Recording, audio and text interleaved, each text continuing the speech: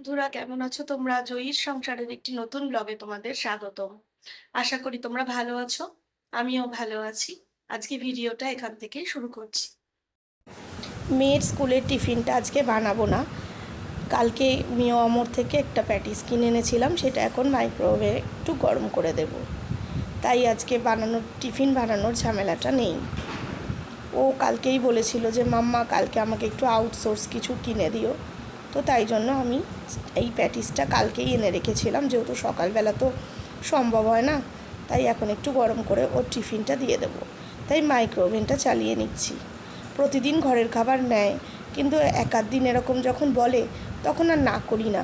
কারণ একঘেয়ে খাবার তো আমাদেরও ভালো লাগে না, আর ও তো বাচ্চা, ওর তো হতেই পারে। তাই টিফিনটা গরম করে ওকে দিয়ে দেবো। এদিকে জলের বোতলগুলোও সব ভরে নেওয়া হয়েছে। জল যতটা কাজ সম্ভব সকালের দিকে করে নিলেই ভালো হয়। তাই জলের বোতলগুলো ভরে নিয়ে এখন একটু জল খাবো। তাড়াহুড়োতে সকাল থেকে জল খেয়ে উঠতে পারিনি, এখন দেখছি গলাটা বেশ শুকিয়ে গেছে।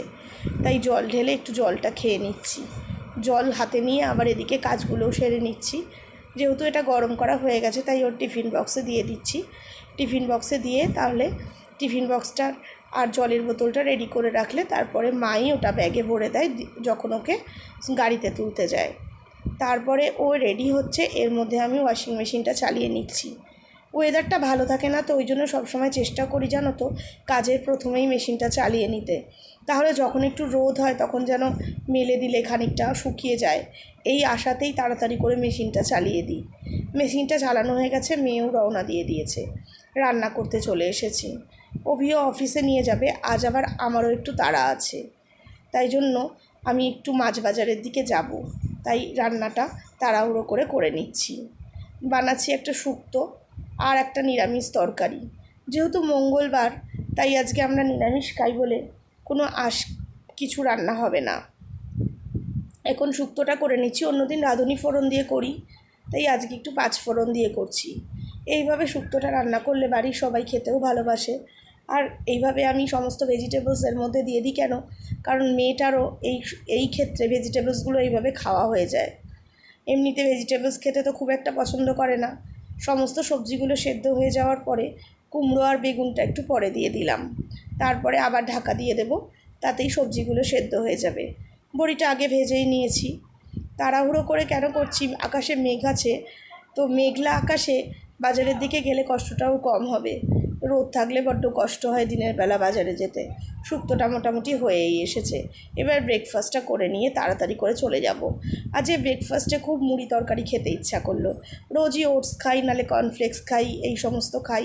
তাই মুড়ি তরকারি খেয়ে বাজারের দিকে রওনা দিলাম। দেখো, দেখতে পাচ্ছ বাইরের দিকটা বেশ মেঘলা করে আছে। ছাতা নিইনি, কারণ মাছ বাজারের দিকে ছাতা নিয়ে গেলে না খুব অসুবিধা হয়। তাই ভাবলাম যে ঝট করে চলে যাব আর তাড়াতাড়ি চলে আসব, এর মধ্যে বৃষ্টি নামবে না। তা দেখো, একটু আগেই বৃষ্টি হয়ে গেছে, রাস্তাটা বেশ ভেজা ভেজা লাগছে। আমি সকালের দিকে আর হেঁটে বাজারের দিকে না গিয়ে রিক্সা করেই চলে যাচ্ছি। দেখি বাজারে গিয়ে কীরকম মাছ উঠেছে। এই বৃষ্টি তো আবার একটু ইলিশ ওঠে ভালো। গিয়ে দেখলাম সত্যিই তাই গো, বাজার ভর্তি ইলিশ মাছ। প্রত্যেকের কাছেই মোটামুটি ইলিশ মাছ দেখতে পাচ্ছি। আর এই সময়ই ইলিশ মাছটা ওঠে, এই ঝিরিঝিরি বৃষ্টি হয়, আর এই সময় ইলিশের কোয়ালিটিটাও ভালো হয়। তাই আমি আর কোনো দিকে না তাকিয়ে আগে ইলিশ মাছটার দিকেই গেলাম, কারণ এই সময় ইলিশ মাছটা খেতেও ভালো লাগে আর পাওয়াও যায় ভালো। কিন্তু আমার ওই একটা ঝামেলা আছে, মেয়ে আর বাবাতে খাবে না, তাই তাদের জন্য আবার একটু অন্য মাছ নিতে হবে। ওদের আবার হাজার প্রবলেম। ওরা আবার ইলিশ মাছের ঝোল খেতে ওরা ভালোবাসে, কিন্তু মাছ খেতে না। তাই একই ঝোলের মধ্যে ওদের আলাদা মাছটা দিয়ে দিতে হয়। একদিকে আমারও সুবিধা হয়। নিয়ে এসে তাড়াতাড়ি করে মাছগুলোকে ধুয়ে নিলাম। ভালোই হয়েছে জানো তো ইলিশ মাছটা। বাজারে গিয়ে যেন একবারে মনটা ভরে গেল ইলিশ মাছ দেখে। চারিদিকে চকচক করছে একেবারে ইলিশ মহারানীরা। সবাই দেখছি ইলিশ মাছের দিকেই ভিড়। তো একদিকে ভালো হয় ইলিশ মাছটা নিলে, ওরাই একেবারে কেটে কুটে ছাড়িয়ে দেয়, তাই জন্য আলাদা করে আর মাছ ছাড়ানোর দিকে লাইন দিতে হয় না। তাই তাড়াতাড়ি হয়ে গেল। বিছানার কভার ঠিক মতন করে না পরিয়ে আজকে কভারগুলো, বিছানার বেড কভারগুলো চেঞ্জ করলাম। তাই এগুলো সব এসে করলাম। আগে ভাবলাম বাইরের কাজটা মিটিয়ে আসি, কারণ ওয়েদারের এই অবস্থা। এই সব করতে করতে বেশ খানিকটা সময়ও হয়ে এলো। তো আমার সমস্ত কাজ হয়ে গেছে, মেয়ে আসার সময় হয়ে গেছে।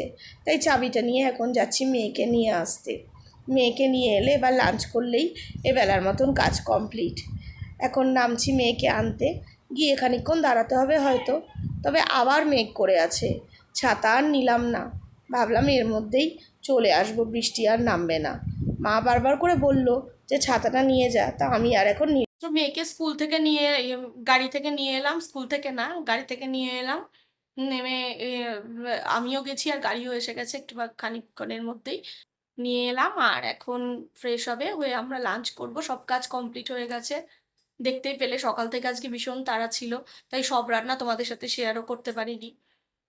আজকে গিয়েছিলাম যেহেতু মাছ বাজারে, তাই জন্য তাড়াহুড়ো করে কাজ করেছি। এখন লাঞ্চটা করে নেব, তাহলে এই বেলার মতন কাজ কমপ্লিট হবে। গুড ইভিনিং বন্ধুরা, দুপুরের পরে অনেকক্ষণ বাদে তোমাদের সাথে আবার কথা বলছি। এখন বসিয়েছি মাম্মাকে একটু পড়াতে, ও এখন একটু টিফিন করে নিচ্ছে, তারপরে আবার পড়বে। তাই আমি ভাবলাম যে ও যতক্ষণ টিফিন করছে আমি ততক্ষণ তোমাদের সাথে একটু কথা বলে নিই। আমরাও খাবো এখন চা। চাটা এখন আমি বসাইনি, এখন মা চা করছে।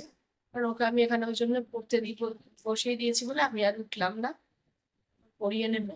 তাই এখন খাচ্ছে, খেয়ে নিয়ে আবার পড়বে।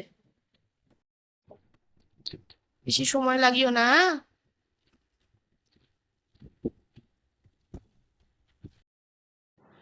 এইমাত্র অভি অফিস থেকে এলো। অফিস থেকে আসার পরে মেয়ে শুরু করেছে ওর প্রজেক্টের কাজ করার জন্য। আমি বললাম দাঁড়াও পাপা একটু রেস্ট নিয়ে নিক, তারপরে তোমার প্রজেক্টের কাজগুলো করবে, তুমি ততক্ষণে আরেকটু পড়াশুনো করে নাও।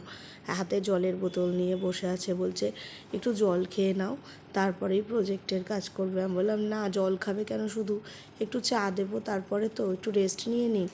প্রজেক্টের কাজ করার মধ্যে অনেক খাটনি আছে গো, এগুলো আমি করি না, অভি সামলায় সমস্তটা। আর এই যে ওর জন্য আমি এখন চা বিস্কুট নিয়ে এসেছি, ও একটু চা বিস্কুট খেয়ে নিয়ে তারপরে মেয়ের সাথে বসবে।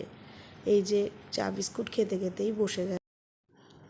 আইসক্রিম ছিল আজকের প্রজেক্টে, আইসক্রিমটা বানানো হয়ে গেছে। ওদের বইয়েরই একটা গল্পে আইসক্রিম নিয়ে একটি গল্পর অনুকরণে এই প্রজেক্টটি বানানো হয়েছে।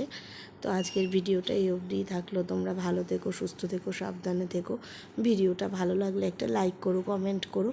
যারা এখনও সাবস্ক্রাইব করোনি তারা সাবস্ক্রাইব করো। আর একটা নতুন ভিডিও নিয়ে তোমাদের সঙ্গে দেখা হবে। আজকের মতন টাটা।